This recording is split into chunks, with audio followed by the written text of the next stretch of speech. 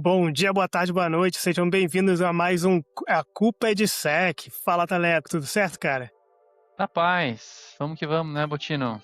Um dia meio Vamos que triste vamos. hoje. Dia de Pois luto. é, né? Pois é, você tá ouvindo isso aqui bem depois, mas ontem foi o Jogo do Brasil, a gente tá gravando aqui hoje. Vida que Fazer o segue, quê? né? Vida que segue. Vida que segue. Eu tinha um professor que, quando o pessoal tirava nota baixa na faculdade, falava: não se preocupa não, é que nem carnaval, tem todo ano essa aula, né? Copa do Mundo é quase igual carnaval, só divide por 4 aí, né? Cada 4 anos tem outro. Daqui a 4 anos a gente resolve. Espero. Vamos ver, né?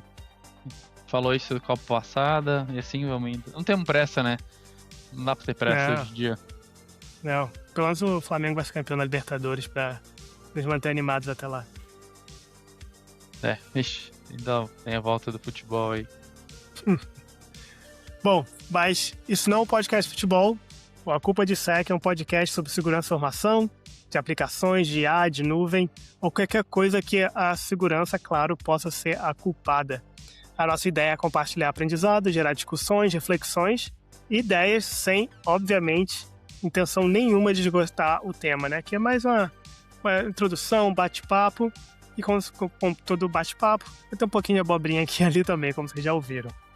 É importante lembrar que tudo que a gente quer falado aqui não necessariamente representa a posição dos nossos empregadores, inclusive é do convidado, tá? Que hoje temos convidado especial que a gente vai anunciar já já. E lembrando também que se você tá ouvindo aí, tiver de bobeira, puder pegar o celular, dar aquela estrelinha, aquele like, deixar um comentário, compartilhar com o amiguinho. Se não gostou, compartilhar com o inimigo, não tem problema também. Mas vamos ajudar aí o podcast. Que, aliás, Taleco, eu vi ali que você fez uma anotação interessante sobre o podcast que você queria comentar. Chegamos no episódio 30, né? 30 episódio anos. 30. 30 anos, hein? Quem diria, 30, né? Mais de um ano, 30 episódios. Acho que ficou tanto tempo falando, né, de fazer o Culpa de Sec. E saiu, né? Nasceu e tá aí, 30 episódios, firme e forte, cada vez melhor. E a prova disso é que temos um convidado super especial, né, Taleco? Super especial. Mas só, assim, eu sei que o pessoal tá triste. Eu tenho que falar duas coisas. Tu sabe, ó, o Léo Dias falou que pra cada derrota do Brasil ele ia soltar uma bomba da mídia brasileira. Então, quando o Brasil perdesse ou empatasse, então com o Marrocos ele soltou uma, falando de escândalo. Agora ele deve soltar outra. Eu não tive tempo pra ver, tá corrido, não tenho mais tempo pra ver essas coisas. Só me lembrei disso. E o Brasil e México seguem firme na Copa do Mundo de Largados e Pelados. Então, Que é a Copa do Mundo que importa, né? que agora é o que importa. Foi a vitória de domingo, né? O Brasil e o México passar. Ai. Taleco, só você mesmo, pelo amor de Deus. Quem foi que caiu domingo aí na Copa que importa? Não, esse não caiu ninguém, teve uma prova. Esse não caiu ninguém. Vai ser no próximo episódio de eliminação. Os caras tiveram que fazer uma canoa. Fazia antigamente lá. E com remo, tudo. Então, tiveram que fazer isso. Aí todo mundo conseguiu e não foi ninguém eliminado. Ainda não. Ok. E falando aí que a gente tá trintão aí no número de episódios, falar aí também sobre a nossa página no LinkedIn e no YouTube. A gente tá com quase 100 seguidores em cada um. Então, se puder dar aquela ajuda, se você não tá seguindo ainda, puder dar aquela ajuda ali pra chegar nos 3 dígitos, ajudaria bastante. Os links estão aí na descrição do episódio, tá? Então, só aí abrir seu player de podcast, ou se já estiver no YouTube, vai estar lá o link pra você poder seguir a gente aí tanto no LinkedIn quanto no YouTube. É isso. Mas, agora, fala, Eduardo. Tudo certo? Grande Eduardo. E aí, pessoal, boa noite. Tudo ótimo. Boa noite, tudo certo, Eduardo. Eduardo Nogueira, prazer tê-lo aqui, cara. Cara, prazer é tudo meu, viu? Uma honra estar participando desse podcast. Eu agradeço muito aí pela oportunidade dos senhores, viu? Que isso, senhores. Olha só. Formal? Ele fala formal porque ele tem um histórico de formalidade, né? Ah, sim. Que história que é isso aí, Teleco? A gente tava dando risada antes dos bastidores aqui, mas bom, o Eduardo trabalha com tecnologia, né? Mas tem uma história militar. Então, para que não cometa nenhum erro, né? Eduardo, fala um pouquinho aí da história, do teu background. Se puder, claro, contar alguma história das antigas aí, fica à vontade. Ô, pessoal, então, né, vamos lá. A minha carreira, né, começou, como o Thales disse anteriormente, se eu não chamasse de senhor, eu estaria preso, né? Então, por default, você pega já esse comando aí que se faltasse um senhor numa frase, você já levava uma. Então, você acaba pegando esse costume. Então, quando eu vim aqui para o mundo corporativo, inclusive, eu chamava algumas pessoas de senhores, dava um conflitinho, porque o pessoal achava que você estava, né, ou com um jeito irônico, alguma coisa, principalmente, né? Sério? É sério, eu já tive isso daí. Caraca. Pô, principalmente quando eu vim, né, meu primeiro emprego, pô, o CTO vinha falar comigo, eu, não, senhor, eu vou fazer. Senhor, não, Eduardo, caramba, que não sei o quê. Pô, cara, me chama pelo nome. Tô você chamando a gente de senhor, todo pra lá e pra cá. Fala, pô, mas o senhor tá acima de mim, você é meu chefe, você é líder da empresa, né? Hoje em dia eu já perdi um pouco esse costume, né? Mas, bom, é que eu vim do mundo militar, tá? Eu, com 20 anos, eu passei na prova da polícia, fui policial militar quase 8 anos. Um ano antes eu tava no exército. E, pô, vim pro mundo da tecnologia nos meus últimos 3, 4 anos de polícia. Eu já era meio nerdola de computador, pô. Tibia pra lá e pra cá. Sabe quando você falta alguns meses do colegial na escola por de Tibia, CS, Lan House, aquela época de... Caramba, hein? Eu já fiquei doente, entre aspas, aqui por uma semana só jogando Tibia. Eu lembro. Parei de jogar que eu fiquei pé da vida, que eu morri e perdi todos os meus itens, mano. Nossa, fiquei pé da vida. Quando você caça 8 horas pra conseguir um level, aí vai dar o SS, né? O servidor vai dar o restart, alguém te mata e você perde tudo que você caçou. E o cara, ele se safa, né? Velho, já tive meus momentos, né? Pois é. E, bom, a historinha da polícia, cara, eu não tenho... assim, tem bastante, né? Mas, assim, a gente tem nossas restrições. Tem uma que eu contei anteriormente, né, pro Thales aqui, sobre uma manifestação. Lá pra 2015, tava tendo bastante manifestação da Paulista, que era aqui do centro, né? E nós estávamos divididos em 2 pelotões, né? Pelotão. Eu tava no da frente, a Força Tática tava logo atrás. E tinha uns manifestantes vindo pra cima, a gente precisava fazer eles descer ali pra Consolação, né? E eu lembro que o quebra-pau começou ali os caras cantando pra nós, né? Minha mãe mandou eu estudar pra eu não virar polícia militar, e fazer assim pra nós, né? E aí, do nada, os caras foram lançar uma bomba de gás, assim, a gente tava bem debaixo daquele cruzamento, né? Que tem aquela fiação danada. Os caras lançaram a bomba de gás, bateu no fio, caiu na gente aqui, velho. Nossa, e... Cara, foi sufoco, foi tentando chutar bomba de gás, nego chorando, tossindo. Você não sabia quem xingava, né? Xingava o manifestante ou o pelotão de trás. Nossa, mãe. Que situação. E teve uma vez, né? Vou roubar um minutinho a mais, cara, que essa daqui eu nunca esqueci, tá? Na polícia tem uma função chamada estafeta, quando eles mandam você entregar intimação, né? E você tem que pegar o que tem lá de moto. Eu tava na Força Tática na época, e o pessoal, pô, Eduardo, pega a moto que tem lá e vai fazer uma entrega de uma intimação lá em Diadema. E, cara, quando eu fui pegar, era lembra até hoje, uma XRE 300, e ela não tinha bateria. Na verdade, tinha uma bateriazinha pequenininha de uma adaptada, devia ser de bis, não lembro, que a moto... O cara falou assim, ó, o segredo é não parar de acelerar. E se for estacionar, estaciona na descida que ela só pega no tranco porque não tem bateria. Nossa, mãe. Aí eu, beleza, né? E na época não tinha suportezinho pra celular, eu dirigia, não tinha que sacar o celular do colete, olhava. E eu entrei lá em Diadema, do nada eu virei numa comunidade, né? Pra não falar outro nome, na favela. Eu virei assim, ó, no que eu virei, falei, putz, é aqui. No que eu virei era uma subidinha era meio que uma subidinha, sabe? No que eu virei, eu entrei, pô, bem na entrada da comunidade, uma galera sentada na esquina. Putz, falei, puta que pariu, não é aqui. Em que eu fui virar, blá, blá, blá, daquela acelerada frouxa. A moto afogou no meio da...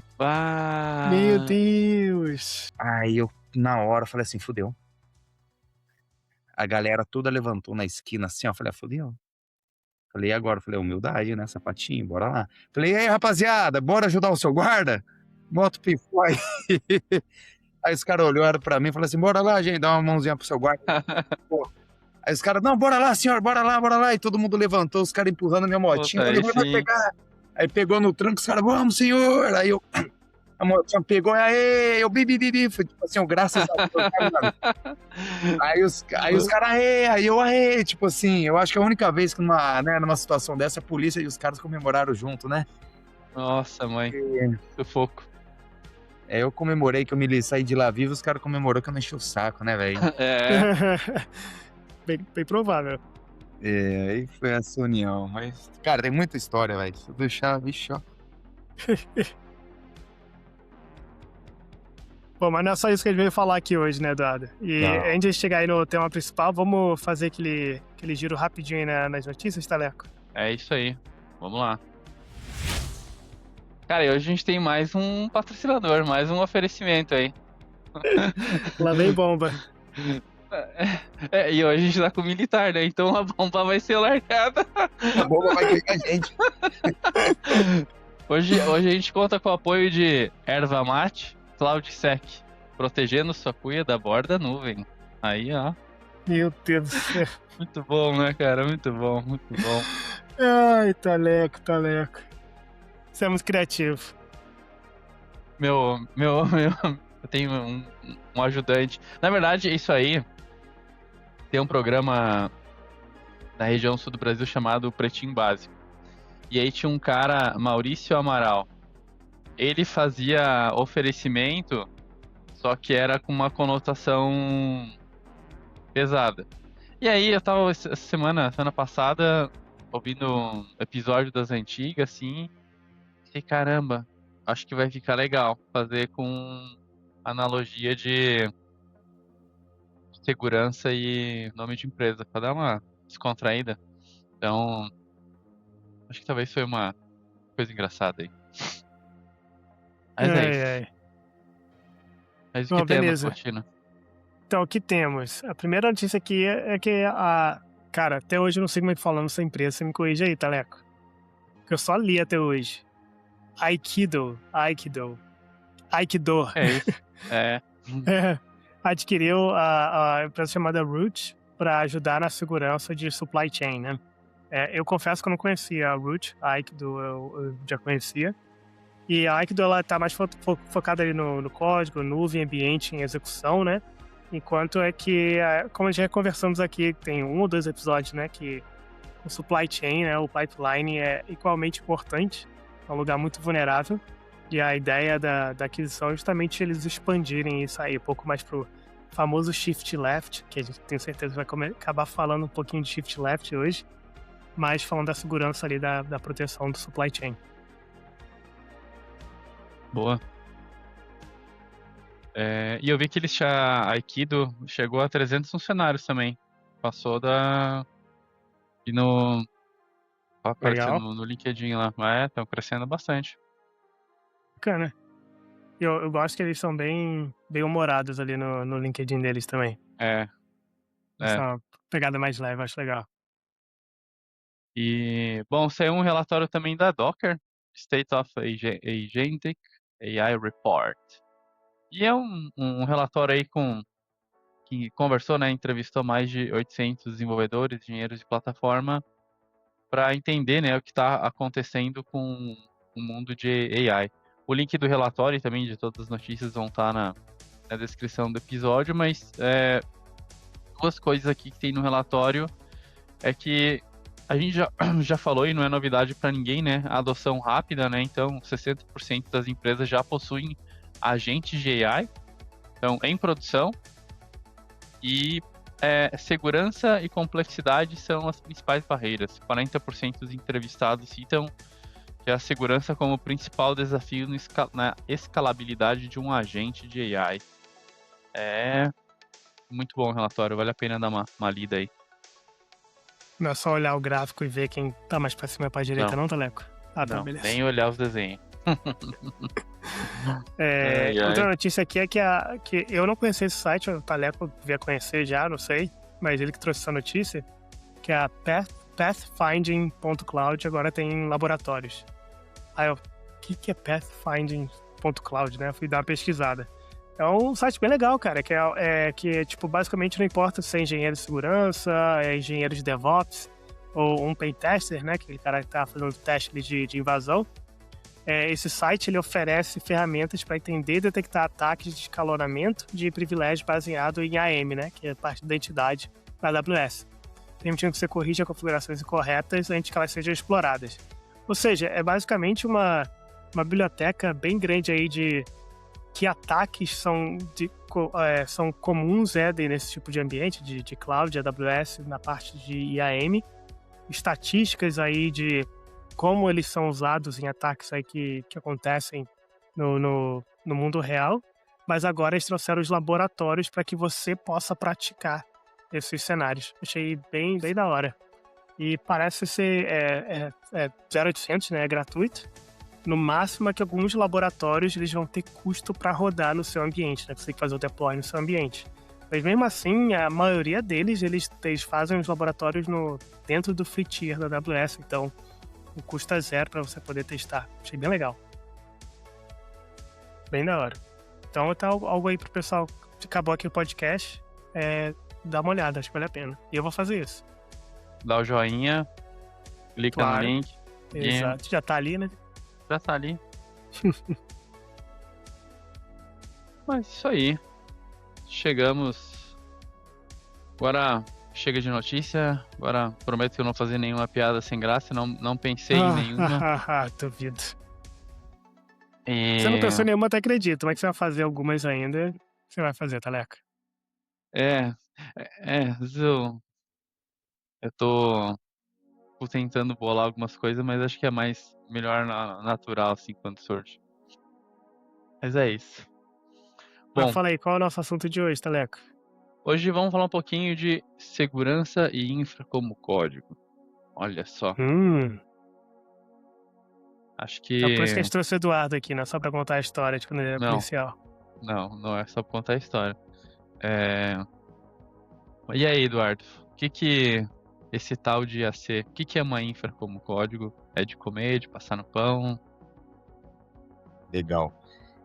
Que antes de falar, né, para o pessoal entender o assunto, galera, eu falei muito da polícia, mas não me apresentei, tá? Então eu venho do mundo de infraestrutura, assim como o Thales, tá? Então trabalhei bastante com desenvolvimento de microserviços já durante minha carreira, depois até mesmo na polícia, tá? Brincadeiras à parte.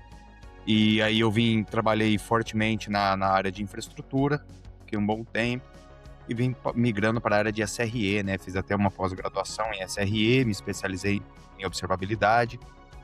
E hoje, né, eu tô trabalhando na HashiCorp, na IBM, e eu tô 100% aí deep dive nessa questão de infraestrutura como código, né? Segurança de infraestrutura em geral, né? Principalmente utilizando IAC. Então, por isso aí eu agradeço o convite dos senhores, tá? E quando a gente vem tratar na questão de infraestrutura como código, Thales, eu sempre gosto de voltar alguns passos atrás, lá para 2015, 2013, que no boom, do boom de cloud, multi-cloud, que nós tínhamos infraestruturas muito simplórias, muito simples, né? Então, era muito fácil a gente gerenciar, necessidade de skill. Você podia entrar numa infraestrutura, configurar e etc., fazer seus provisionamentos. Mas aí quando começou a surgir multi-cloud, ambientes híbridos, você precisar de escalabilidade, coisas dinâmicas, mudanças repentinas, o pessoal foi sentindo falta de uma praticidade, de velocidade, né? De confiabilidade. Então, a infraestrutura como código, ele começou a ganhar força, tá? Então, o que seria uma infraestrutura como código? Então, imagina você precisar montar uma sala de servidores, por exemplo, vai precisar de acessos diferentes, cada cloud, cada lugar que você for acessar, credenciais expostas, skills diferentes você vai precisar. Então você tem que ter, assim, um conhecimento muito grande. E essa tarefa repetitiva, né, ela pode criar um montão de problema de configuração, porque a gente não consegue fazer a mesma configuração diversas vezes de modo idêntico. Nós temos os problemas aí de erro humano, tá? É mais lento, o sujeito a nossos erros é impossível ter a repetição, como eu falei, de algo preciso. Então a infraestrutura como código, ela é exatamente o oposto disso, tá? Então você escreve literalmente, tá, em um arquivo de texto que você quer que exista na sua infraestrutura, e a ferramenta ela vai lá e cria, ela modifica e até mesmo ela destrói tudo de forma automática. Então é como você ter uma receita de bolo e qualquer um conseguir seguir essa mesma receita, tá? Então você precisa fazer vários provisionamentos, mudanças, destroy, etc. Você tem tudo dentro de um código, então você tem um controle maior, você passa a ter uma rastreabilidade do que foi feito, do que você tem. E nisso daí você reduz, né, credenciais, e na mão de inúmeros tipos de desenvolvedores, pessoas criando cada tipo de recurso sem regras, sem políticas, tá? Padrão. Então, quando a gente entra em infraestrutura como código, a gente fala de ter uma infraestrutura resiliente, com alta rastreabilidade e auditoria, principalmente, uma governança, né, uma palavra mais correta. E entra mais nesse aspecto, viu, Taleco? E aí, Botino? E você comentou sobre a criação de uma infraestrutura, mas, por exemplo, quando eu estou criando, usei um comando para criar uma infraestrutura. Você fala, vou provisionar um EC2, ou serviço provedor de nuvem. Quando eu quero deletar, existe alguma memória nos comandos que eu estou digitando, ou eu tenho que especificar aquilo que eu quero deletar? Como que o IAC sabe o que ele tem que apagar? Ele vai apagar tudo? Ele apaga parcialmente? Como que eu evito destruir algo que talvez não poderia ser destruído? Bom, é uma boa pergunta, tá? Então, isso daí, né, essa questão aí, consigo explicar bem quando a gente se trata do Terraform, tá? Diferente do Ansible. Porque a gente tem hoje inúmeras ferramentas de IAC, tá? IAC não é uma ferramenta nova, não é uma nomenclatura nova, essa cultura de infrascode, ela vem desde 2004. Então nós temos hoje Puppet, nós temos Pulumi, que está voltando forte no mercado, nós temos o Terraform, né, que é a ferramenta na qual eu trabalho, tenho a Ansible também. Mas quando a gente vem falar de Destroy, né, de uma gestão de infraestrutura, eu trago o Terraform principalmente. Eu acho que é uma ferramenta padrão, todo mundo usa. Então, quando a gente cria uma infraestrutura através do Terraform, ele vai registrar no seu arquivo de estado todos os recursos que foram criados. Ou seja, você tem, vamos dizer que seria, em palavras fáceis, um recibo do que você criou, tá? Então, quando você quiser destruir alguma coisa na qual você criou e está sendo gerenciado pelo Terraform, você consegue ou destruir toda a sua aplicação passada, ou você consegue, né, selecionar um recurso em específico e dar um destroy nele. Porque esse recurso está gravado no arquivo de estado. Porque você tem rastreabilidade do que você tem no seu IAC. Então você consegue realmente, criei uma EC2 assim assado, consigo selecionar ela e dar um destroy, né, diretamente nela. Aí ele vai acabar com esse recurso. Muito bom. Você comentou do Ansible também. Qual que seria o papel do Ansible numa infra como código? Então, o Ansible é uma ferramenta também, ela é padrão de mercado, tá? A gente geralmente sempre falou, né, utilizar o bem casado, até quando eu trabalhava em outras empresas, a gente sempre utilizou os dois, porque, né, o Terraform é uma ferramenta ideal, como eu falei para vocês, para provisionamento. É muito fácil a documentação, tem todos os provedores. Então você consegue criar o provisionamento, você consegue gerir essa infraestrutura, você consegue deletar, né, como a gente falou, fazer mudanças. E o Ansible, onde que o Ansible ele vai brilhar, tá? O Ansible ele é um executor de tarefas excelente. Tá? Ele não é uma ferramenta de provisionamento. Se alguém me perguntar, Eduardo, mas eu já provisionei com o Ansible. Funciona, funciona, excelente. Só que ele não vai te dar rastreabilidade, não vai te dar visibilidade. Um arquivo de estado, por exemplo, você não vai saber o que você fez no passado com o Ansible, tá? Entretanto, ele cobre um gap que o Terraform não tem, que é literalmente a execução de tarefas, né? O que seria os casos bacanas para Ansible? Por exemplo, configuração de software dentro dos servidores já existentes, né? Por exemplo, o Terraform foi lá e criou a EC2, que você deu como exemplo. O Ansible vai entrar lá para rodar dentro dela, instalar um Nginx, configurar um Java, aplicar patch de segurança, né? Ajustar arquivo de configuração. Isso daí é o trabalho que o Ansible ele vai fazer com excelência, tá? Automação de tarefas operacionais recorrentes, né? Como reiniciar serviços em dezenas de servidores ao mesmo tempo, rodar scripts de manutenção, aplicar mudança de configuração em toda a frota de produção com um único comando. Então, a gente não pode tirar o mérito, né, de cada ferramenta. Uma faz isso, outra não faz isso. Eu acredito que cada ferramenta ela tem seu grande potencial e elas trabalham muito bem juntas, tá? Cada um no seu segmento. E quando a gente fala de provisionamento, tem algumas questões que o Ansible ele também atende, principalmente em ambientes mais legados, sem um suporte para IAC moderno, tá? Que o Ansible, ele tem muitas empresas com servidores físicos, equipamentos de redes, né, e sistemas antigos que não têm API, daí não são gerenciáveis pelo Terraform ou por uma Pulum. Aí o Ansible ele consegue se conectar via SSH, né, nesses ambientes e automatizar algumas configurações. Então todos têm o seu momento. E então, eu tinha uma pergunta aqui a fazer se existia IAC sem nuvem, né? Você acabou de mostrar que de fato existe. O sistema legado, você acabou de usar de exemplo aí como o Ansible funciona muito bem para esse tipo de ambiente. A minha dúvida então fica, independente se legado, se cloud, o que for. Eu comentei antes da gente começar a gravar, né? Quando eu trabalhei numa empresa de AppSec, né? Então eu falava muito com o desenvolvedor. E um dos produtos que a gente tinha era a parte de segurança de IAC. Eu vou ter perguntas sobre isso daqui a pouco também. Mas um desafio muito grande que eu tinha era que nem sempre o código da aplicação estava ali versionado junto com a infraestrutura que suporta aquela aplicação. Aí, alguém que é especialista nessa área, como você, como você vê isso? Você vê que o código da aplicação tem que estar versionado junto com o código da infraestrutura? É comum que seja um repositório diferente, tem um repositório só para a infra da empresa toda? Como é que você vê isso, Dá? Cara, é assim, uma opinião minha, tá, pessoal? Sim, claro. Como nós, né, como vocês também, nós trabalhamos, nós vamos em diversas empresas, tá, pessoal? É muito comum que cliente vira para mim e fala assim, você estava em tal banco, você estava em tal lugar que teve um caso de sucesso. Qual é o jeito certo? O que eu devo fazer? Sim. E essa pergunta é uma resposta que eu não costumo dar, porque é o seguinte, cada empresa, ô Botino, ela tem uma cultura, cara. Uhum. Cada empresa tem o seu jeito de funcionar. E eu já percebi que não adianta você trazer uma cultura de outra empresa e oferecer para ela que não vai funcionar, sabe? Então, assim, você pode dar caminhos. O que é tendência?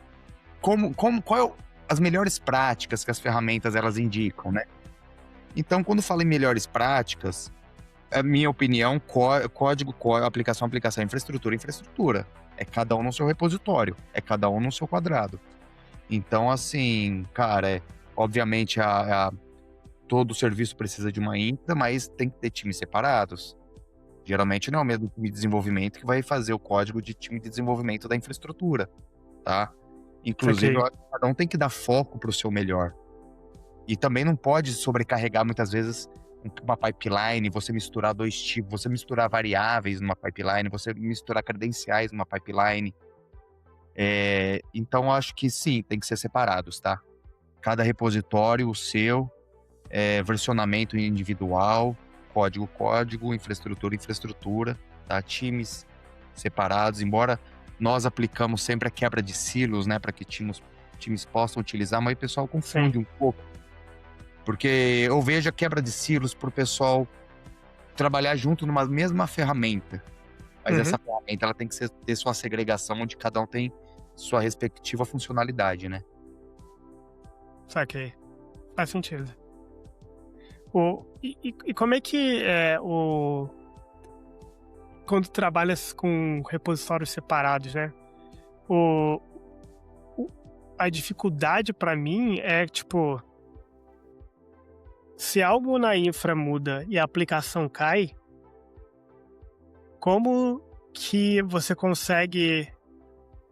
Porque no fim, quem vai ser responsável por isso, quem vai estar olhando ali, como você falou, lá no começo, é a SRE, né? Como é que o SRE que está olhando para a aplicação consegue saber que foi uma mudança na infra que impactou a aplicação?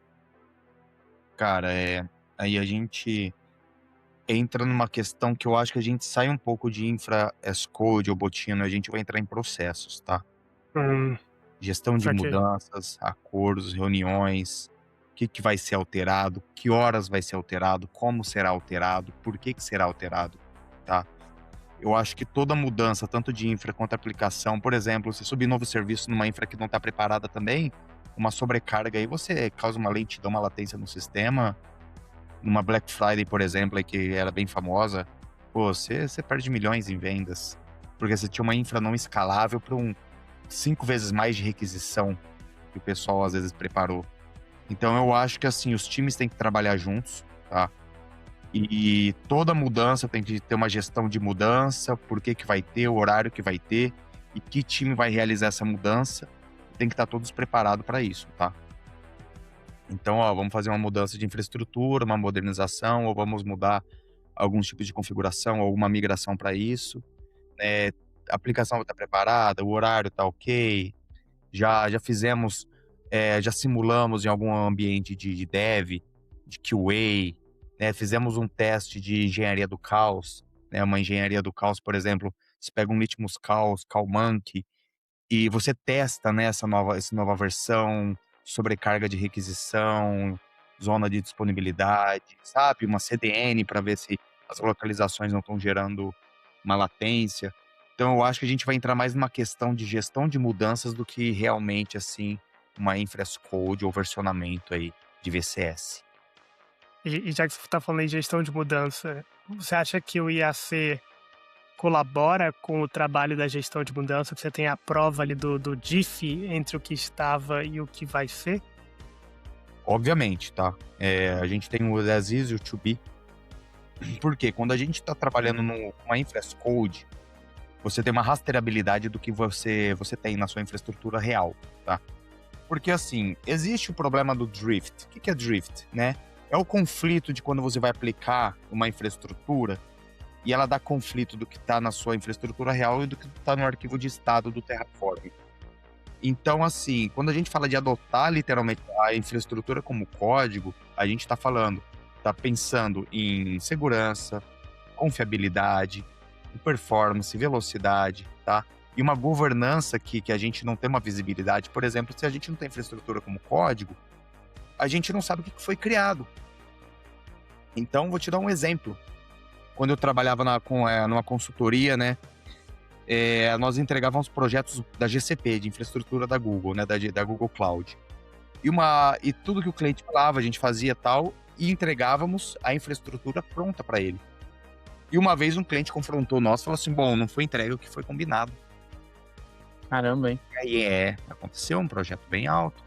Aí entrou o caso assim, e aí, como que vocês, time, prova que vocês entregaram o que foi combinado? Como que você vai...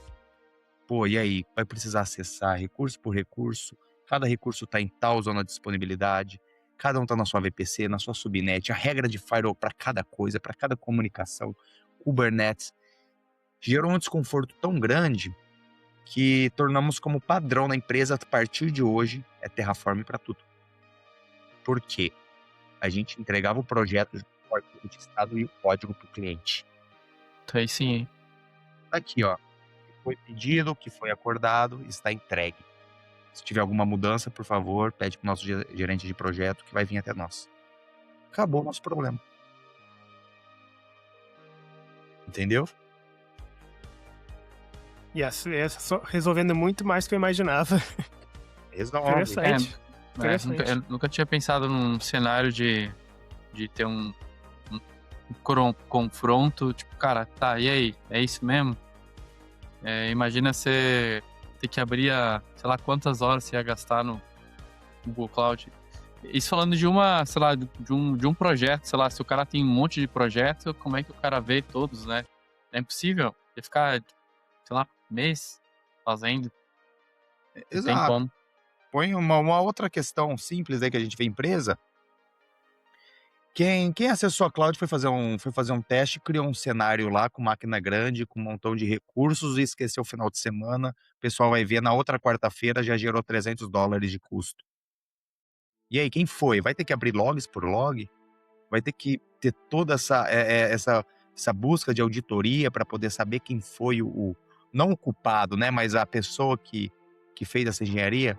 Então, quando a gente traz para a infraestrutura como código, a gente já vai automaticamente também trazer as melhores práticas de credenciais, de acesso, na qual, para você aplicar, a sua ferramenta de AC, ela vai bater num cofre de senhas, ela vai fazer essa requisição, então você tem uma rastreabilidade de quem fez, que momento que fez e o que fez.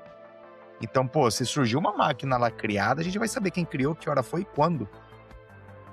Entendeu? E se você tiver ainda políticas de guardrails, essa máquina não vai ser criada. Ou ela vai ser autodestruída dentro do prazo. Por exemplo, eu crio um guardrails lá, por exemplo, você pode usar Open Policy Agent, que é chamado de OPA, né, o Sentinel da Terraform, que você fala assim, ó, ambiente de teste, a máquina ela tem 3 dias de vida. Ou qualquer tipo de recurso, ela tem que ser deletada todo dia 15 do mês. Então, se eu criar, eu sei que automaticamente minha ferramenta vai deletar esse recurso. Que ela criou, provisionou um recurso efêmero. Ela está baseada em política. Então, a gente também entra em questão de segurança que a gente vai começando a contornar com guardrails, tá? E vai entrar a questão de políticas, assertions, padrões de nomenclatura e um montão de credenciais, gestão de credenciais também, para não ficar nada exposto na mão de pessoas aí na empresa. Bom, tá me parecendo que é bastante coisa, né, que tem que fazer, né, guardrail, configurar arquivo de Terraform. Como você vê que existe uma jornada de maturidade para você chegar a esse estado da arte de IAC? Como que começa, né, usando o IAC? O que você, no dia a dia, o que você vê que é mais comum?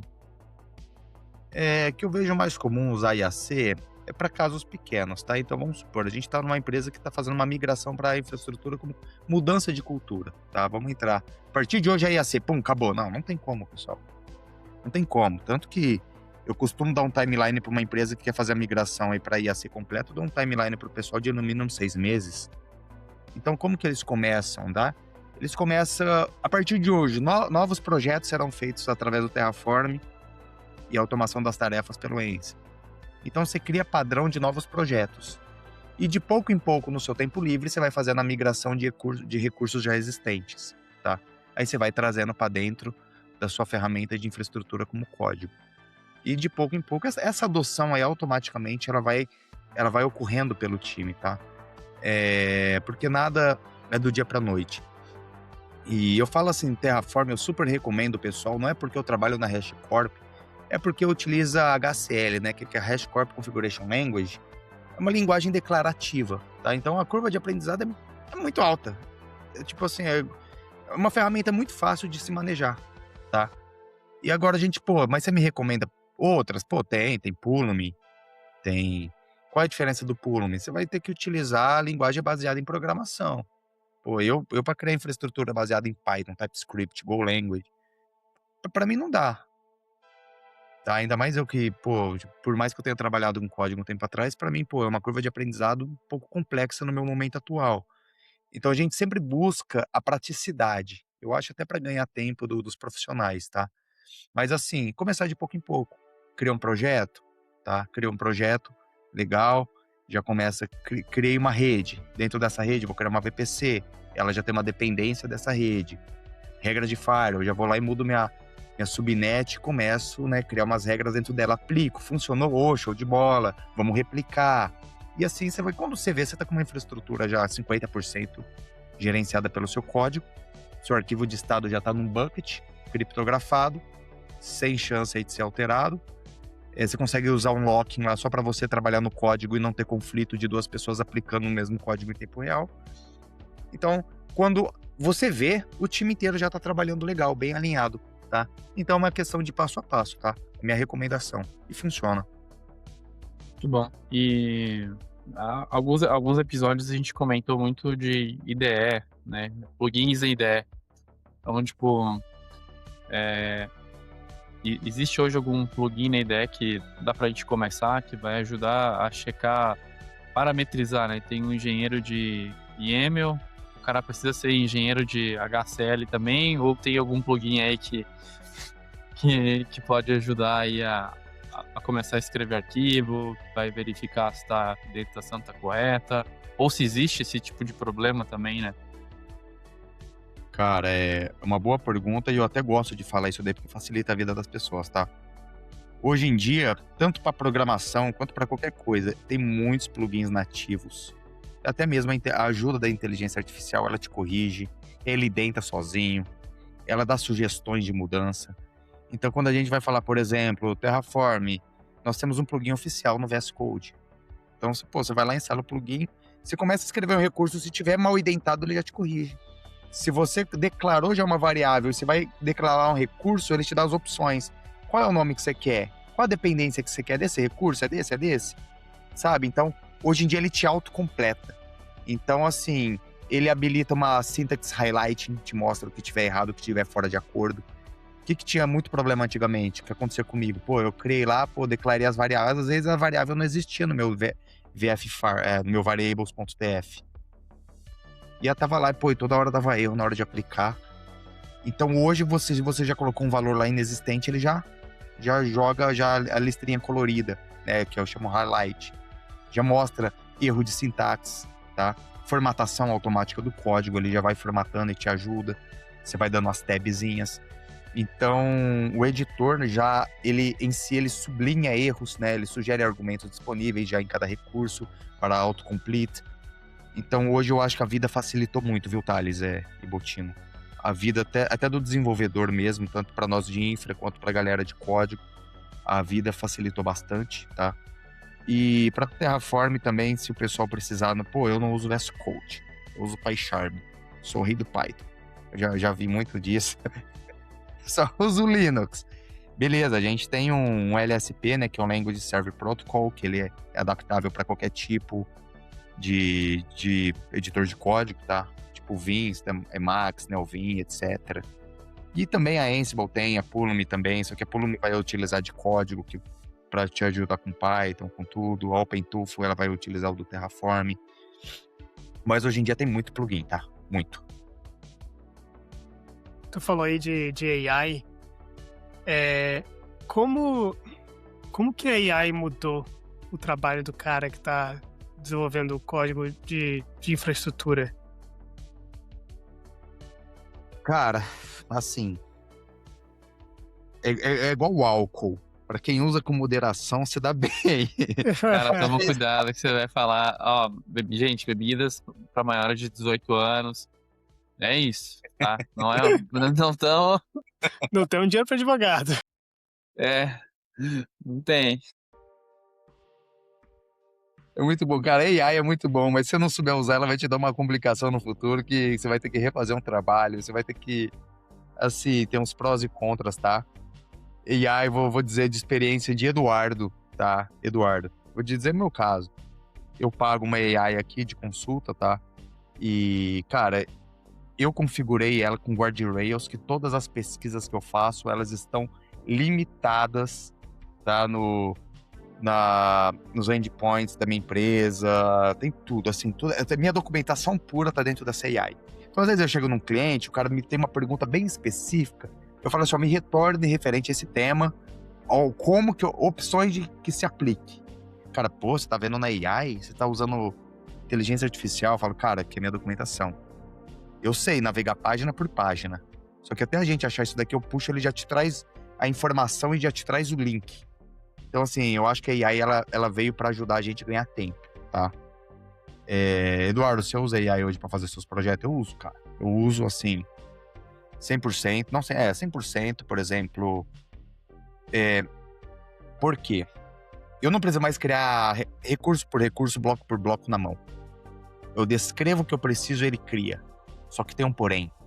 Eu criei guardrails, eu criei regras, eu criei políticas, eu criei um montão de exceptions.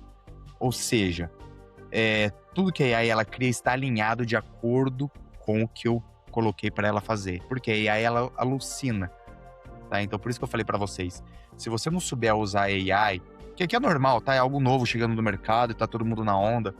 Então, se você não tiver aquele controle de uso ou souber como usar nas melhores práticas, o que eu costumo falar, tá?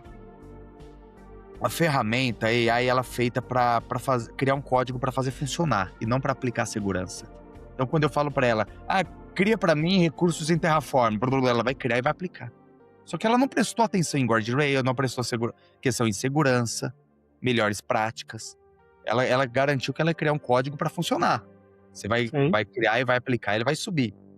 Ou até mesmo, às vezes, tem guias internos, né, de como um recurso tem que ser criado, tem que ter tags obrigatórias, ela não tá sabendo de nada disso, né?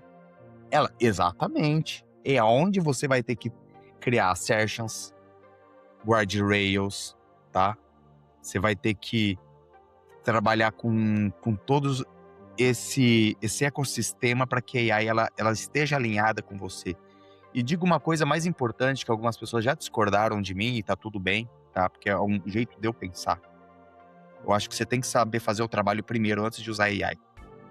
Porque uma vez que eu peço para ela criar, eu consigo revisar o código. Eu olho. Eu bater o olho, eu sei que tá errado. Eu bater o olho, eu sei uma vulnerabilidade. Eu bater um olho, eu vou, mas aqui não tá de acordo, não tem nada a ver. Até mesmo o output, às vezes, que a gente recebe. Fala, não, essa configuração não bate.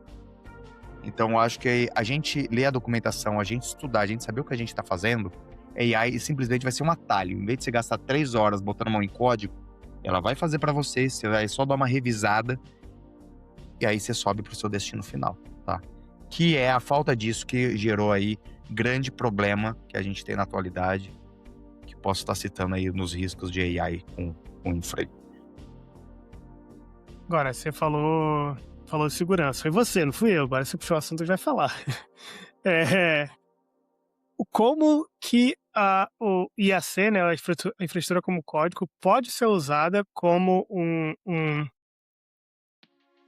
qual é a palavra que eu tô procurando? Tipo, algo que ajude a aumentar a barra aí quando o assunto é segurança. Como que o IAC como código de infraestrutura pode ajudar uma organização a aprimorar a segurança da organização? Cara, como eu disse anteriormente, saber criar guardrails, usar políticas, em primeiro lugar, tá? Políticas. Você usa políticas, você vai criar guardrails que vai estar tudo dentro dos padrões da empresa. Ou o time de SEC, tá?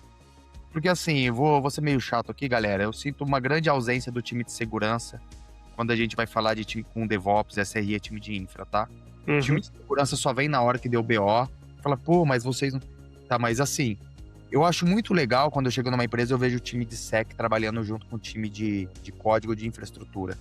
Que antes de fazer qualquer deploy, eles se alinham, eles veem que eles estão trabalhando alinhados, tá? Eu acho isso daí muito válido. Tipo assim, o time de SEC opinar, dar sugestões, ou até impor mesmo algumas regras, é muito válido, porque às vezes a gente, como DevOps ou como SRE, a gente não tem uma mesma visão que o Thales ou que o Botino tem. Eu, pelo menos, não tenho. Eu entendo de segurança pro meu uso. Mas fora desse aspecto, gente, não é minha área. Às vezes eu posso estar causando um gap aí que vai gerar uma culpa de SEC, né? Que não... Você comentou, né, do seu arquivo, né, de guardrails e acho que à medida que você vai se provisionando uma infraestrutura, seja num provedor de nuvem ou no Kubernetes, uma ferramenta de CSPM ela vai gritar se está mal configurado, né, ou um controle nativo do provedor de nuvem. E aí talvez pode ser tarde demais, né? E aí você citou o exemplo de que usar IA. Eu também já usei IA para escrever arquivo de Terraform. Você fala, quero esse security group, quero isso. Funciona perfeito. E eu acho que daí você comentou também, né, de o cara de segurança tá junto com o pessoal de infra, de DevOps.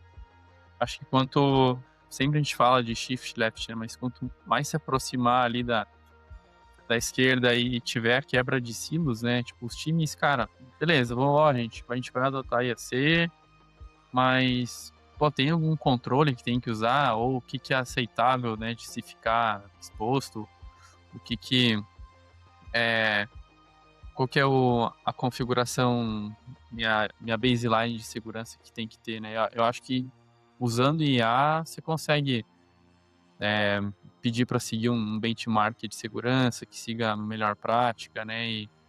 E também não ao ponto de impossibilitar o uso, né? Então, mas é uma jornada. Exatamente. Eu até não comentei uma coisa que eu acho essencial, tá? O pessoal que tá utilizando Code. Cara, usar cofre de senhas. Usem cofre de senhas. Nós temos o Vault. Cara, Vault você acha aí versão community, ou atende maravilhosamente bem os casos mais simples, ou casos necessários aí para uma empresa. Tira credenciais, tira service account, tira qualquer tipo de segurança de hard-coded, que a gente fala, né, declarado em código. Você subir credencial para repositório é um dos maiores erros que você pode cometer, tá? E isso daí é um dos problemas que a AI veio sofrendo, tá? E teve até um estudo em cima do GitHub Copilot que eu li um tempo atrás, mas que eu posso estar comentando aqui. Mas assim, pô, traz um cofre de senhas para vocês, pô, começa a fazer toda a consulta, toda a aplicação, ele vai lá, ele se autentica no cofre de senhas, pega a credencial e faz o acesso in time, né? Ele faz o acesso na hora. Evita deixar qualquer tipo de credencial, porque todo tipo de credencial em hardware, tanto em aplicação quanto em infraestrutura como código, o nível de vulnerabilidade pode trazer aí um prejuízo sem precedentes, tá bom, pessoal? Eu já vi problemas em empresa aí de pessoal sem querer subir em repositório público, um código errado, com uma credencial de uma cloud de cliente e gerar alertas no scan do pessoal da própria empresa. Pô, vamos para a sala aí de guerra, quem que foi, por que fez. Então, minha recomendação também é um cofre de senhas, tá? Para todo mundo.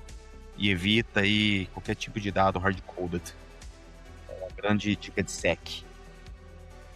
Boa. Acho que isso ainda é problema, né? Você guardar uma chave PEN ali na máquina, usar, ou um arquivo TXT, né, cara? Credencial, deixar exposta é BO, né? E eu digo mais porque é o seguinte, quando eu vim para a área de gestão de credenciais, eu sempre tive a impressão que, pô, vou num grande banco, vou numa grande empresa, os caras são bons. Tipo, não dizendo, tá, pessoal? Desculpa aí o jeito que eu me posicionei. O pessoal, ele tem ciência usando nas melhores práticas. O que eu mais venho me deparado até empresas grandes mesmo, que eles não têm gestão de credenciais, de AppKey, API Key, Access Key, qualquer coisa. Então, cara, é muito comum senha de banco de dados diretamente no código de aplicação, sabe? O pessoal usando Kubernetes nem ao menos armazena no Kubernetes Secrets, que é nativo dele, embora, né, não seja o melhor dos mundos, mas já é uma barreira de segurança já bacana. Então, assim, é evitar isso daí. Código no Git, tá? Segredos no Vault.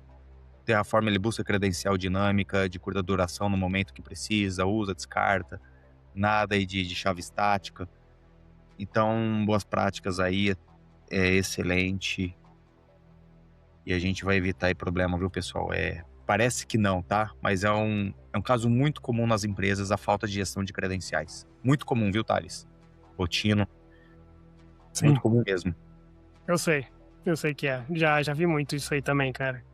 E você pensa que é algo, você falou, né, esperado, básico, comum. Você não precisa gastar uma grana com isso. Tem projetos open source, como você falou, o próprio Vault open source. Pelo menos para aquilo que é mais crítico, que vão ter feito. Realmente assusta um pouco. Assusta. Porque por mais que não esteja hard-coded, você botou ali, passou um variável de ambiente, sei lá. Como é que você vai rotacionar isso?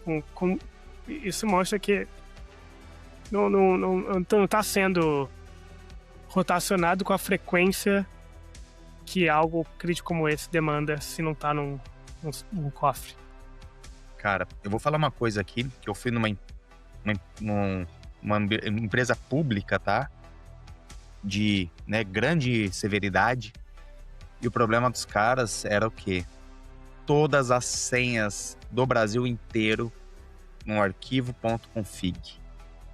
Que ele era restartado junto com a configuração, tudo em clear text. Senha, banco de dados, usuário X, senha 12345. Cara, até hoje, tipo assim, credenciais do Brasil inteiro, de todo o sistema. E assim, eu falei, pô, né? Aí, lógico, começamos a trabalhar nisso, já implementamos a mudança, apagamos esse incêndio. Mas é pra ver, às vezes a gente acha que uma coisa óbvia, né? Não existe, mas é mais comum do que. É raro, mas acontece todo dia. Teve Que já doideira, vários cara. memes na internet, né, de entrevista e de atrás do cara que tá sendo entrevistado, tipo, colado, uma senha ali, acho que a gente fala da jornada, você comentou, né, da jornada, da cultura, acho que essa jornada, essa cultura, ela é muito longa, né? Eu pelo menos falo e escuto isso já, sei lá, não sei, mais de 10, não sei, uns 8 anos aí. Parece que ela nunca chega, né? Não, vamos começar. Tipo, a todo momento a gente tá sempre começando. Tá todo mundo sempre começando a fazer e nisso tem compliances, standards, cara, que exigem isso no momento zero e a todo tempo, tá todo mundo começando, vamos ver. Eu tenho uma curiosidade de saber por que isso a gente já não marca ali o checkbox de, cara, resolvemos isso. Próximo. Então, não sei. Talvez falta de gestão, né? Porque a gente vê isso daí em todo tipo de projeto, tá? Não é somente de segurança, não. Começou a funcionar, o pessoal para. Que é tamanho de empresa, né? Isso é muito verdade, né? Não, fazer um teste aqui, ver se dá certo. Oh, deu certo. Não toca, tá funcionando. E do jeito que tava, fica. Deu certo, bora pra próxima. Já resolvemos esse problema. Volta aquilo que você tava falando do vibe coding, né? Criou aqui a infraestrutura. Criou aqui a aplicação, criou aqui meu site. Pronto. E tudo o resto, né? Complicado. Exatamente. Como a gente é. É isso aí mesmo, cara. Triste. Tem que alguma. E sobre AI, né, tem alguma. O que AI tem causado? Né? O que vocês acham aí, vocês que estão no mundo de SEC? AI vem interferir na questão de segurança? Com certeza, cara. Com certeza. Talvez eu acabe sem querer puxando sardinha pro meu lado, já que eu trabalho hoje numa empresa de segurança de identidade. Mas cara, vamos lá, tipo, requisição batendo num serviço. É o Rafael que tá fazendo. Até outro dia era o Rafael que tava fazendo. O Rafael fazia de vez em quando. Agora tem 1 milhão de requisições vindo do Rafael. É o Rafael, são os agentes do Rafael. O que a gente pode fazer que o Rafael não pode, mas a gente não pode. É muito difícil. Primeiro lugar que tem mais coisa acontecendo ao mesmo tempo, né? Então você fica mais perdido ali no meio de tiroteio, né? Não o tiro só saindo, o tiro tá comendo. Pra onde você olha? O que tu faz? Segundo, você não sabe de onde está vindo. Você não sabe se é realmente o Rafael, se é um agente do Rafael, como eu falei antes. Se aí tu pega o cara ali que, como você falou, né, tá aprendendo ali ainda o que é o IAC. Mandei aqui minha IA fazer um negócio super complexo ali. Pô, é legal, e aí? Ou seja, o cara tá fazendo não só o que ele fazia mais rápido, mas tá falando coisas que ele não fazia graças a AI, e porque ele não entende o que tá fazendo, ele também não tem a capacidade de validar se aquilo tá certo ou não. Então, assim, o risco tá aumentando de uma forma exponencial, cara. Ô, Botino, você vai falar, Thales? Eu ia comentar, e tem IA em tudo que a gente for fazer, né? Cara, qualquer site aí, Xing Ling, tem um IA para você fazer alguma coisa, para automatizar, para você, sei lá, editar, criar documento e fora modelos aí que dá pra usar, né? Acho que o problema só vai aumentar, né? Daqui pra frente, só pra trás. Sim.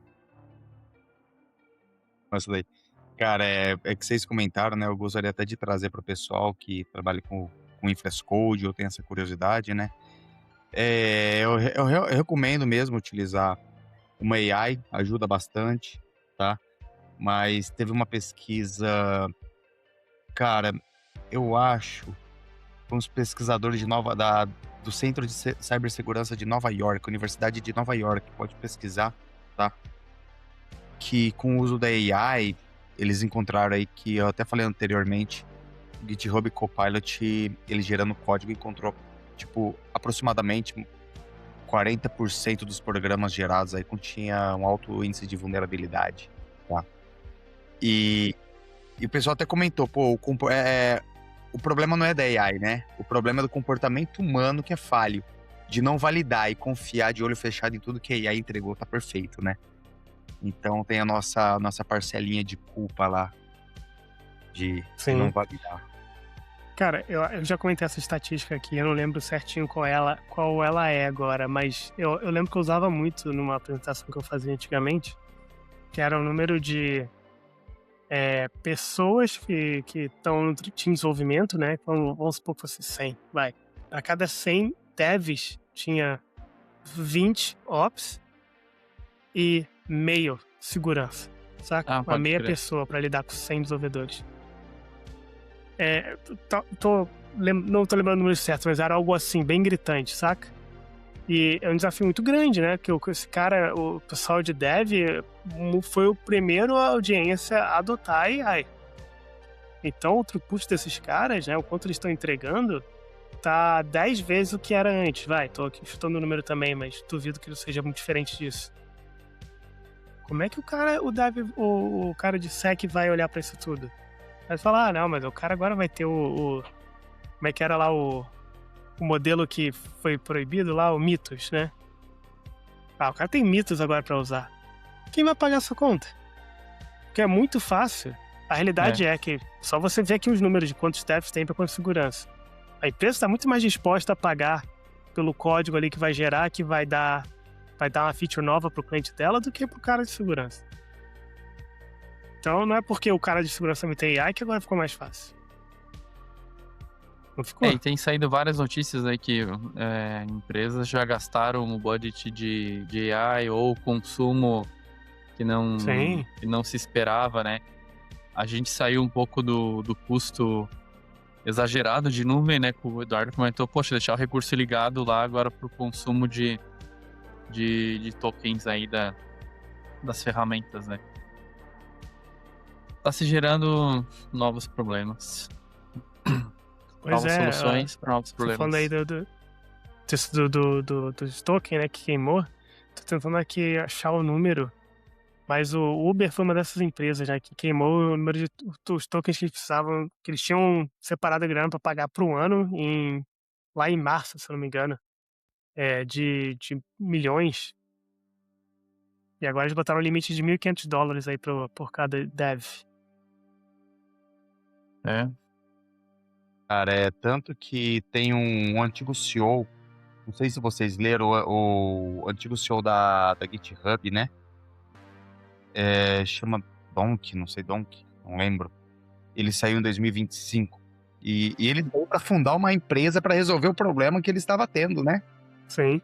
E pelo que eu lembro, mais ou menos, ele estava tendo, tipo assim, o problema, ele até falou num podcast que eu tava ouvindo já faz um tempo, que ele estava sofrendo um problema de boom de agents, que os códigos agora, tipo, tava massivo, tá ligado? Tava sendo gerado mais rápido que qualquer humano, e até sobrecarregando aí os VCS, né?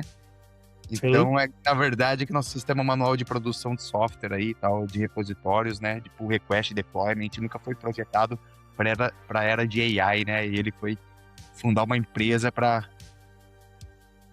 propriamente para resolver esse problema que ele tava tendo, né? De volume massivo de código sendo gerado. Essa empresa, inclusive, é a Entire. Entire.io, tem lá o site. Achei bem legal o que eles estão fazendo, mas o resumo do resumo é que as sessões dos agentes são versionadas no Git, né? Achei uma ideia muito louca. Que aí você tem o contexto todo ali de onde surge esse código, por que surgiu esse código, né? Não é mais só o ticket do Gira, mas sim todo o contexto da AI que levou até aquele código. Achei bem relevante. Aí, até eu estava batendo papo antes aí, o Eduardo, até veio um pouco disso a minha pergunta daquele bate-papo de antes, se o contexto está sendo guardado, se o porquê daquela aquisição está sendo guardado também, né? Porque conta muita história, né? O reasoning. Se usar Terraform, sim. Por padrão, Legal. tá? A ferramenta foi arquitetada para isso, tá? Não tô fazendo propaganda, não, tô falando da ferramenta em si. Então, assim, ele foi arquitetado para isso mesmo, para governança de infraestrutura. Então, tudo que é criado lá, tanto que hoje tem um MCP Server, que ele mesmo vai criar uma AI, você declara o que você quer, só que ele é focado somente em documentação atualizada, que também tem a questão da AI alucinar e pegar versionamentos com recursos já não existentes, né? Sim. Então, tem todos esses problemas. Então, eu acho que todas as ferramentas, eu vi também a Pulum, eles estão também com uma nova funcionalidade de AI, que você escreve de forma declarativa e humana o que você quer, ele vai lá e te cria o código. Então, assim, eu acho que a tendência da IAC está sendo cada vez mais de uso facilitado humano, né? Para pessoas não extremamente técnicas. E no fundo, TI pode chegar a isso daí, né? Para cada vez quebrar, vamos dizer, abrir mais as portas para pessoas menos técnicas poder trabalhar nesse ramo.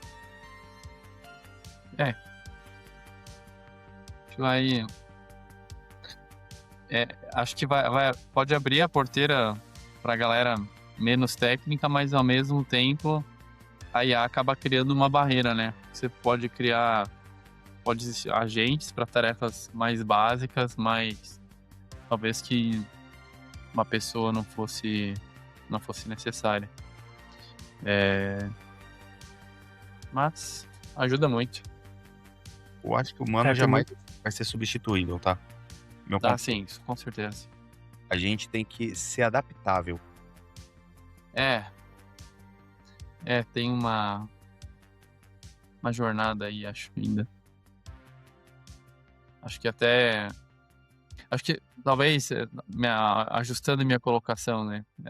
Acho que acaba criando uma dificuldade, mas até o ser humano se adaptar, se ajeitar aí. Eu comento isso porque eu vejo que no LinkedIn uma galera buscando vaga de Dev Júnior, cara, tá aí pegando a estatística de feed, e do Mano Davin lá, da live do Chorume lá. Galera reclamando que não tem porque, cara, a IA tá tomando conta e não sei se sobrecarrega sênior, pleno. Acho que tem-se uma discussão aí muito... Mas ao mesmo tempo que a gente falou aqui, né? Precisa de alguém para conferir, para criar processo, para promover a cultura. Então, acho que a área, ela dá possibilidades, mas talvez tá se reinventando algumas coisas aí. Acho que assim ficou melhor. Não sei. Hoje até a tendência de SRE, de DevOps, já tá mudando para engenharia de plataforma, né? E a gente tá vendo essa mudança drástica, times já estão trabalhando com engenharia de plataforma, eles estão criando, principalmente com IAC, né, que eu vejo bastante projetos de grandes empresas mais avançadas com nível de maturidade maior, desenvolveram sua própria IDP, então eles criam módulos e já deixa inúmeros tipos de infraestrutura disponibilizados para como produto, né, para o pessoal. Eu quero uma infraestrutura para isso, vai lá e seleciona sem código, sem nada, no code, já cria uma infraestrutura disponibilizada na IDP deles. Vem mudando bastante, cara. Eu acho que o que a gente conheceu como júnior, de passar aquele perrenguezinho lá, de fazer tudo na mão, e de pouco em pouco vai acabar. Você comentou isso, eu lembrei ali, o Mercado Livre criou um desse, né? E até é um case, né? Fury. Os caras têm uma plataforma dessa que você vai lá, quando você quer um Kubernetes, você quer uma infraestrutura no próprio IDP deles, bem legal. Tem, assim, alguns bancos, né, aqui no Brasil, principalmente um vermelhinho, né, do BED, os amarelinhos, uns bancos já mais evoluídos, os times de plataforma já estão disponibilizando infraestrutura, tudo com... Cara, assim, os lugares mais bem desenvolvidos, que eu falo assim, mais uma maturidade maior, né, melhor não, já estão disponibilizando infraestrutura como produto em IDP. Tipo assim, já tem uma IDP da empresa inteira e a galera tudo consumindo como produto. E eles montaram um time somente para desenvolver módulos, então chega tudo, cara, Pô, o Botino precisa de uma infraestrutura com todas as regras de segurança assim, assado, com todos os detalhes. Abre um ticket, envia, o time de módulo tem o SLA deles, disponibiliza, entrega, já o módulo já aparece disponibilizado para você, versionado dentro do IDP, você vai lá e provisiona. Isso é bem maneiro mesmo. Eu vi várias empresas atuando assim também. Teleco, não sei se você já viu, mas o desenvolvedor chega numa lojinha, no App Store, falar, eu preciso criar aqui um microserviço, esse microserviço vai ser em Go, vai rodar em AWS, vai falar com esses serviços aqui, pum. Aí, vai lá, cria já o repositório com o esqueleto do básico ali, tudo que vai precisar, vai criar já o projeto no Gira, se for, vai criar já o canal no Slack para poder, o que for, né? Tudo que é necessário para aquilo vai ser criado da forma e as regras necessárias para aquilo possa não ser só um projetinho interno, mas algo que possa para produção, saca? Bem maneiro. Que da hora. Tem uma ferramenta que eu tava falando com um cara de um... Foi fora de trabalho, tá? Falou, pô, a gente adquiriu pra nossa empresa, da hora. Mas funciona como assim? O cara tem todos os recursos dele e você vai ligando. Pô, quero uma aplicação, clica na aplicação. Quero banco de dados, tal tipo, clica nele. E já tem um código em background que já vai criando, vai fazendo toda... Você vai selecionando tudo que você quer no ClickOps. E dá um apply. Mas é uma ferramenta que você contrata já pronto. Eu não tenho o nome dela de cabeça. O cara falou, cara, minha empresa tá usando isso. O cara que nunca mexeu em código, ele cria uma aplicação com a infraestrutura que ele quiser em tempo real. E nossa. E tem um botãozinho do lado pra fazer download como Terraform. O cara subir no nuvem depois. Tem uns negócios avançados. CDEV hoje é diferente de CDEV na minha época. Então. Mudou muito. Mudou muito. Não, só pra comentar que eu codava ainda, quando eu não trabalhava como desenvolvedor, ainda codava de vez em quando pra fazer coisas pra mim mesmo, né? Eu gosto de falar que eu sou preguiçoso. E isso pra mim é uma vantagem, porque coisas que eu tenho que fazer eita, meu Deus do céu, repetidas vezes saiu, eu costumo codar pra automatizar aquilo pra mim, né? Mas até isso, agora faço mais, né? Tipo, vou lá pra IA pra me ajudar a automatizar isso. Cria um bash assim, vai. Então, até quando eu vou criar, eu acho que eu já tenho usado muito a AI também pra me ajudar. Tipo, não, essa parte aqui, tudo bem, eu vou lá e mexo um pouco, edito, mas tô usando muito, cara. Pra quem nunca estudou, não vai aprender tão fácil, mas pra gente também, se a gente perder a cultura de ler linha por linha e validar o que foi escrito, a gente também desaprende, tá? Com toda certeza. Com toda certeza. Tenho certeza que se eu abrir aqui o meu VS Code e for programar uma coisa do zero, pode demorar um bocado. Demorar um bocado. Acho que até a pressa pra ler, né? Tipo assim, vou dar uma validadinha por cima aqui, bate o olho. Não, pô, esse aqui tá bom.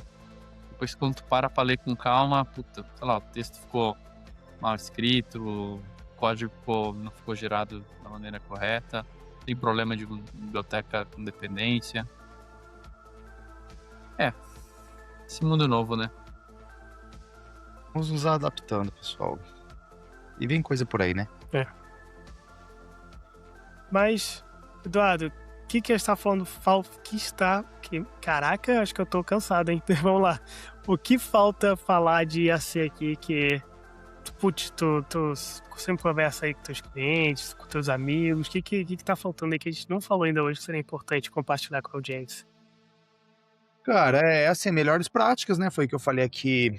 Eu acho que meio que abordei tudo, né? Então vou falar um pouco assim, melhores práticas, tá? Gestão de credencial através de um cofre, tá? E tira de variáveis, tira de tudo isso. Tendências de mercado, o pessoal vem bastante focado em engenharia de plataforma, tá? É uma grande tendência que eu venho vendo em clientes de alto nível de maturidade. Automação em tudo. Padronização, tá? Guardrails e o Ansible aí para você automatizar em todos os patches de segurança, tudo que você precisa de arquivo de configuração, cara, playbookzinho de Ansible. E hoje tem o Terraform, ele já tem uma funcionalidade chamada Terraform Actions, que você já cria um recurso, o output dele já é uma dependência para o seu Ansible conseguir aplicar os recursos aplicar as configurações desse recurso recém-criado. Então, assim, com o tempo, eu acho que todas as ferramentas, elas irão se comunicar, não só da minha área, tá? Então, a tendência é tudo ser interligado, tudo fica muito mais prático, tá? Então, evitar riscos aí específicos gerados pela AI, que seria configurações inseguras, tá, pessoal? Por que eu falo isso? Tá? Subir um código vai te gerar um problema num bucket, vai gerar um bug, né?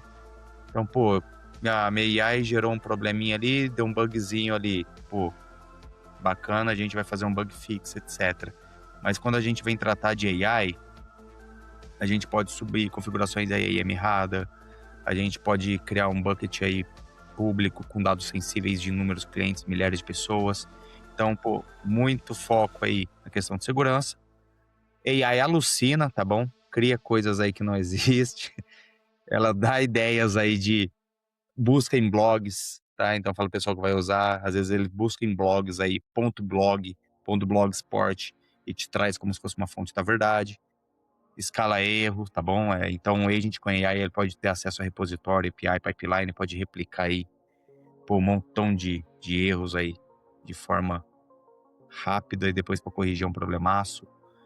Mas é isso, pessoal. Guardrails, automação, credenciais fora da mão da galera. E vamos lá, beba com moderação AI. E bola pra frente. E deixa uma frase. Pode falar.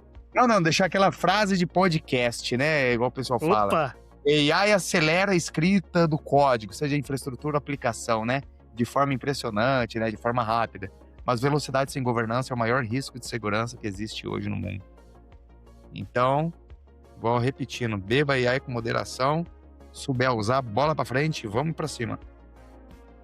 Curti esse resumo aí e essa frase aí no final. Mas E o Eduardo Nogueira, o que tu pode compartilhar com a gente? Onde é que o pessoal pode te encontrar? Se você vai palestrar em algum evento, se você tem um canal no YouTube, onde é que o pessoal pode ouvir mais de você? Cara, eu já fui mais ativo, tá, pessoal? Até se vocês quiserem me encontrar, uma hora que na barra brincadeira. Sabe atirar, gente. Tome cuidado, hein? Só vem aqui, endereço e tal. Hoje vocês podem me encontrar no LinkedIn, do Nogueira, tá? Trabalho no HashiCorp IBM. Pô, se alguém tiver dúvida, quiser falar comigo, pode mandar mensagem lá no direct. No Instagram, também do Nogueira. Só do Nogueira, tá? De Eduardo. E, pô, tem meus e-mails aí. Eu já fui mais ativo na comunidade, já palestrei bastante. Já fui em DevOps Day, já fui bastante em eventos aí de comunidade. Legal. Hoje é off. Você vai trabalhando em fabricante, nossas palestras geralmente é em cliente, né, galera? Eu acho que vocês sabem bem disso. Sim. Tô bem ativo em palestra, em eventos em clientes, tá? Fui IBM Day aí no Monterrey, lá no México. Falei sobre HashiCorp, sobre Terraform, automação IAC. Então, tô sempre publicando aí os eventos que eu vou, tá? E profissionalmente, mais no LinkedIn mesmo, viu, galera? E agora no podcast aí da CupetSec. Isso. Lá que vocês me acham. Moleque. Bom. Valeu demais, Dudu. Foi um prazerzão ter você por aqui, cara. Aprendi demais. Obrigado. Que isso. O prazer foi todo meu de estar aqui com vocês aí, compartilhando alguma coisinha que a gente tá aprendendo. Boa. O Eduardo, ele gravou, acho que ano passado, quando eu fui no Summit, entrevistei algumas pessoas, o Eduardo tava ali um dos áudios, foi do Eduardo ali, quando eu perguntei o que era segurança de nuvem, ele gravou lá. Agradeço aí publicamente ter topado gravar. Não, vamos ensaiar, não, grava aí, já era, alto de Vax. Segurança compartilhada, né? O 50-50, né? Hoje, cara, eu sempre admirei o Thales, sempre foi uma pessoa um bom profissional. Sempre tive elogios dele em todos os lugares que eu fui, tá? Botina eu tô conhecendo recentemente, mas me parece também tá na mesma onda. Sempre um prazer ter pessoas assim perto de mim, tá? Eu agradeço aí até pela amizade fora do trabalho. Obrigadão. Junto. As portas estão abertas aí. Você falou de engenharia de plataforma, você conheceu alguém também que manja de engenharia de plataforma pra gente falar um pouco disso com segurança também. É isso. Opa, conheço uns caras fera, viu? Só sei, eu acho que eles vão cobrar, mas eu tento negociar com eles aí pra vir aqui. Pague cerveja. Pague cerveja. Pague em gratidão. Gratiluz. Gratiluz. O Thales é o rei dos vinhos, né? Não sei se ainda é. Não, do café, mentira. Café. Rei do café. E agora do pinhão que eu descobri. Tô esperando meu pinhão, Taleco. Pra mandar aqui um pra mim. Quando se encontrar, eu vou congelar e vou levar. Beleza. Então, mas aí me fala se eu tenho que esperar até o inverno pra comer, que tá fazendo 37 graus aqui, mas todo dia. Não sei se é permitido comer pinhão a 37 graus. Oi? Mora lá no Botina. Eu moro no Texas. Qualidade de vida. Nesse calor é difícil falar isso, mas sim, é bom, eu gosto de morar aqui. Meu parceiro trabalha aí, tá? Nós trabalhamos em partner, eu sou um comercial e um SE. Meu parceiro mora em Austin, tá? Pô, esse mora bem. Eu moro em Fort Worth, aqui pertinho de Dallas. Austin é meu lugar favorito aqui no Texas. Maravilha. Acho legal. Parabéns. Depois eu passo contato aí, vou dar um ping pra ele. Chique. Falamos. Show de bola. E, bom, galera, obrigado, Eduardo, de novo. E não se esqueçam aí de deixar seu comentário, seu like aí, compartilhar. Vamos estar fazendo a nossa meta aí. E é isso, né? Culpa de SEC, responsabilidade de todos. É de quem provisiona arquivo não ia ser, né? Tchau, pessoal. Valeu. Abraço.